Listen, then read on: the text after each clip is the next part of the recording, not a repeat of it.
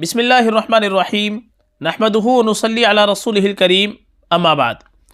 محترم ناظرین کرام، دارالفتہ دارالعلوم دیوبند سے ایک سوال کیا گیا ہے جس کا عنوان ہے ٹوپی پر ماشاء اللہ لکھنا اور اس کو فروخت کرنا کیسا ہے۔ یہ سوال کا عنوان ہے۔ ہم پہلے آپ کو سوال سناتے ہیں، اس کے بعد میں دارالفتہ سے کیا جواب دیا گیا ہے وہ ہم آپ کو بتلائیں گے۔ سوال: مفتی صاحب، میرا سوال یہ ہے کہ ایک چھوٹے بچے کی گرم ٹوپی جس کے اوپر ماشاء اللہ لکھا ہوا ہے، کیا اس کا فروخت کرنا اور فیکٹری میں بنانا جائز ہے یا نہیں، اور بے ادبی کا اندیشہ تو نہیں؟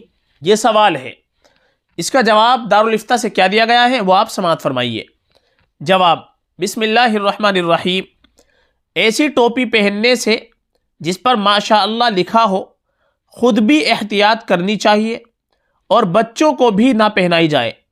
جب اس پر ماشاء اللہ لکھا ہوا ہے تو پاک ناپاک ہر طرح ہاتھ اس پر اسی طرح رکھنے میں بھی ہر جگہ رکھی اور پھینکی جا سکتی ہے، تو ماشاء اللہ کلمے کی توہین ہے۔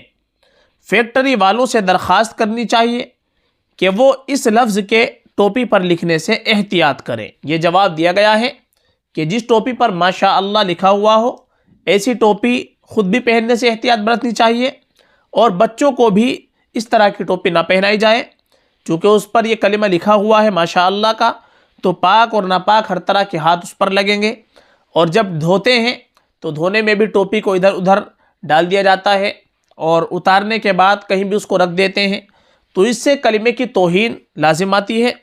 اس لیے اس طرح کی ٹوپی نہیں پہننی چاہیے، اور اگر کوئی بنا رہا ہے تو فیکٹری والوں کو بھی اس پر تنبیہ کرنی چاہیے کہ وہ اس طرح کے جملے ٹوپی کے اوپر نہ لکھیں۔